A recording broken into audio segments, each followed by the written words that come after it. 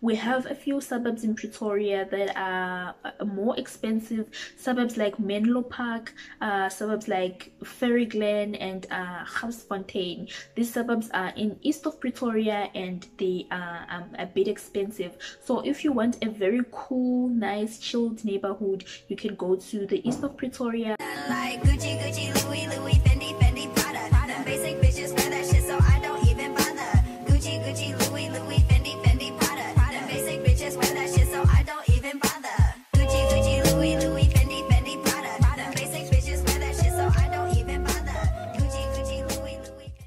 What is good, T gang? It is your girl T. Welcome back to my YouTube channel. If you are new to this channel, then smash the subscribe button down below. Turn on your post notifications to get notified every time I post a video, baby. Today I am going to be talking about the cost of living in South Africa as a foreigner living in South Africa. So specifically, I'm going to be targeting Pretoria, as I have lived in Pretoria for the past 4 years, up until last year when I relocated. So let's get down into the video. The first thing we're going to talk about is the rent. So when it comes to rent, you have a choice of either maybe going for a commune where you share with a number of people and it becomes cheaper, or you go for a 1-bedroom house if you're staying alone, which is so fairly cheaper, or you can go for a 2-bedroom house, which becomes a bit expensive, and also it depends on the location where you are in. So some suburbs are a bit cheaper than other suburbs. We have a few suburbs in Pretoria that are more expensive. Suburbs like Menlo Park, suburbs like Ferry Glen and Gauteng. These suburbs are in east of Pretoria and they are a bit expensive. So if you want a very cool, nice, chilled neighborhood, you can go to the east of Pretoria. The examples that I've given below. Then we have suburbs that are fairly a bit cheaper, which include maybe Philip Nel Park in the west of Pretoria, and then Pretoria Central also has fairly cheaper flats. And then we have Pretoria Central, which is also fairly cheap than the outskirts of Pretoria, which are the nice neighborhoods. So before you move into your apartment, you're required to pay a deposit. Usually it makes your rent money for that month that you're moving in double, including your deposit. So deposits, you get it back the day you move out. It's just to ensure that when you leave and maybe you broke something, they'll hold on to your deposit. But if you don't damage any property before you leave, then you're given back your deposit. So when it comes to water and electricity you pay on your own, as well as water, unless if it is included in your rent money. So for me, I use electricity that is about 300 to 350 rands alone. So electricity you can use up from 300 to 350 rands if you're staying alone, because currently electricity has been really expensive, because with 100 rands you can only get 38 units, or is it 32 if I'm not mistaken. So electricity has become so expensive. So currently I use 300 rands to 350 rands. I stay alone. The only thing that takes much of my electricity is the geyser. So now when you're looking for an apartment, the best app that you can use, or the best website that you can use to search for an apartment, is Property24. There you get a nice apartment in any location that you would love to find a place to rent. And transport, South Africa has public transport. So we have the Gauteng, which is only moving around selected areas in Gauteng. Unfortunately, it doesn't go all over the province. It has selected places. It has a route that it uses, which is Hatfield, Pretoria, Centurion, Midrand, Marlborough, Sandton, Rosebank, Rosefield to OR Tambo, which is the national airport. So it has its locations, its suburbs that it stops by. It doesn't like go all over. So that is a disadvantage of it. If you're using public transport, The advantage is that it is very fast. The Gautrain is super fast. So what you will need is a Gautrain card. The last time I checked, it was it 30 rands to get the Gautrain card, and then for every trip you can just fill up your card, and then for every trip you just use your card, and then you can go wherever you want to go. So the Gautrain, how it works is that it has different prices for peak hours. Peak hours, you find out that it's more expensive. If it's not peak hours, it's a bit cheaper. So it can go up to as 206 rands. This is when you travel from Pretoria to the national airport. It can go to up as 206 rands. Of course, this is not a peak hour, so when it's peak hour, it can go up. So another thing you can use besides the Gautrain, you can go for taxis. So taxis, these days they've been really going up, but I can't say it's expensive. No. So it also depends on the distance that you're traveling. So when you're traveling for a short distance, maybe you are going from your home to work and it's a short distance, then you can expect something from 14 rands. So from 14 rands going up, that is a taxi in South Africa. Another mode of transport you can use is an Uber, which is a bit expensive if you are on a tight budget. Usually it has some promos, so you find out maybe there's 50% off the price you're supposed to pay. That becomes a bit affordable.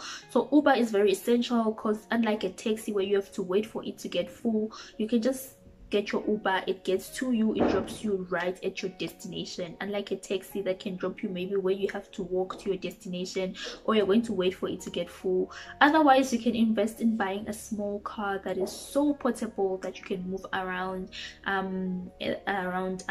town to town, city to city. So when you have a portable car, then it needs petrol, right? It needs fuel. So fuel, the last time I checked, 1 liter is about 15 to 16 rands. That is what you're looking at when you're looking at fuel. Then when it comes to food for me, I hear other YouTubers saying food is cheap in South Africa, but for me it has actually become a bit expensive. So I find food expensive in South Africa. Comparing to where I come from, food is actually fairly cheap, cheaper than this side. And people have a mentality that food in Zimbabwe is expensive. Food is cheap in Zim. So it's more expensive for me to buy groceries in South Africa, but then I am a person who doesn't buy groceries anyway, so I prefer going for takeaways. So if you're a person who loves takeaways, maybe you can save 60 rand in a day. Of course, breakfast I make for myself in my place. I make breakfast, and for lunch and supper I tend to go to takeaways. So I can say I spend an average of 60 rands every day on takeaways, and then groceries per month, I'm alone, I buy for 500. So this, for me, when I say groceries, I'm just including my feminine hygiene products and some snacks. I don't buy food that I have to cook because I don't cook anyway. So the snacks that I buy is 500 rands, and my feminine hygiene products, which include pads, panty liners, and other feminine hygiene stuff. Then let's go to schooling. Let me talk about tertiary. You are a foreign student in South Africa. Usually there are bursaries in South Africa. People go to tertiary and they get a bursary that pays for their education. But if you are a foreigner, it is very difficult to get this, if you can even get it. So you can look at something from 80,000 to 100,000 per annum per year, depending on the modules that you'll be doing for that year, because modules have a different amount. So you find out that it changes each and every year. So from 80,000 to 100,000, this is including modules, this is including foreign levies, this is including accommodation. It adds up to that amount. So if you are lucky and you get a bursary, then you can get someone who pays for your education, which rarely ever happens. And then we can talk about high school. There's an argument. I hear people say education is not free in high school, people don't go for free, but I do have friends who used to go to government schools when I was in high school, primary school as well, and they will tell me that they're not paying anything. I remember even a friend who told me that they pay 100 rands in school. So if I have any South Africans with much information about this, can you please comment in the comment section down below, so that we help others who are trying to relocate to South Africa. But this is the information I got from people who were my friends. And then to a private school, I went to a private school where my parents were paying an amount of 36,000 per year, going up. So that is the average, 36,000 per year. This was not a wow type of private school that, oh my god, wow. But I'm not saying it was a bad school. My parents are watching this, they'll think maybe I'm it was a very good school, a very good private school, which was 36,000. And if you want those private schools for rich people, I'm sure they can range, they have a range of above 36,000. Then let's talk about data. I say data. So I mean, all of us love internet. So for me, I use Vodacom because currently where I am, the network is really bad.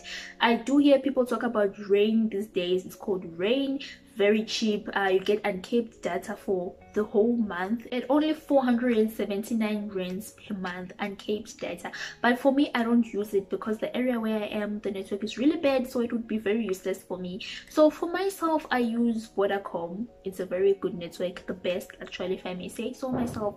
The best network is Vodacom. I pay an amount of 300 rands per month, where I get 1 gigabyte every day for 30 days. So I get this data each and every month. Then let's go to medical expenses. You can have a medical aid. So we have different kinds of medical aids, and some are cheaper, some are more expensive than others, some have more benefits than others. So for example, I can give an example of Discovery. I used to use this medical aid Discovery until money was a problem. So now currently I don't have a medical aid. We have gems, we have pomade, we have a lot. So you have a list of medical aids to choose from, and a plan that you can choose. We have different plans for each medical aid. Since I don't have a medical aid, when I want to just have a consultation with a general practitioner, they charge a fee of 450 rands just for consultation. Medication, you might find out that it's also another amount of 450 rands or more to get medication. And I remember I was having female kind of problems. I went to consult a gynecologist, and the consultation was 1,300 rands, guys. That is what you're looking at when you don't have a medical aid. Consultation of 1.3 thousand rands, which I thought was insanely expensive. But then this is the amount that specialists charge. So you see the advantages of having a medical aid. When you can actually afford it, it is necessary to get it. Then let's go to clothing. Women's clothing, I would love to believe it's way cheap. Usually I shop in Mr. Price, where you'd find a dress even from a price as small as 80 rands. And if you're lucky and you go there and you find crazy sales, you can even find tops for 30 rands. That is so affordable, guys. So women's clothing is very cheap. For males, it's a bit expensive. So clothing is cheap. So unless if you want something fancy and lavish and you want to go to expensive shops, like maybe Sissy Boy, you want to go to H&M, you want to go to those kind of shops, then maybe it can be a bit expensive. But I don't shop there. I shop at Mr. Price. When I shop at the Fix, and I shop at Legit. Those are the shops I go to, and prices for clothes are fairly affordable. Clothing is very cheap. Then let's talk about feminine hygiene products. Like I spoke about earlier when I was talking about groceries, I want to talk about it as a separate thing because I think pads are just insanely expensive. Pads are insanely expensive. The pads that I use are 50 rands. And I take a couple of days when I'm on my period. I take a couple of days. My floor is heavy, so I spend 100 rands on pads because I have to buy 2 packets. So I spend 100 rands on pads. And then I have, not only pads do I use pads, you have to buy panty liners. Panty liners are not so expensive. You can find them at 40 rands in your local grocery stores. And then vaginal soap, you can find it at 50 rands. I use Gyne Guard. The wash is 54 rands and the wipes are 19 rands. You have to buy the wipes as well. But feminine hygiene stuff is a bit expensive. Then the last thing I'd like to talk about, if you're into a healthy lifestyle, you want to go to the gym. Virgin Active, a common gym, starts from as little as 310 rands, depending on your option that you've chosen, to even 1.2 thousand rand, depending on the option that you've chosen. And then there's a gym that is very that I used to see a lot in Pretoria Central, Zone Fitness. It costs 370 rands per month. So Zone Fitness is a popular gym in Pretoria CBD if you're planning to relocate to Pretoria. But I'm sure in the outskirts of Pretoria, those nice suburbs I spoke about in the beginning of the video, you can find way nicer gyms. So anyway, if this video has helped you, please give it a thumbs up, share this video with your family and friends. Don't forget to subscribe to my YouTube channel. And I'll see you guys in my next video.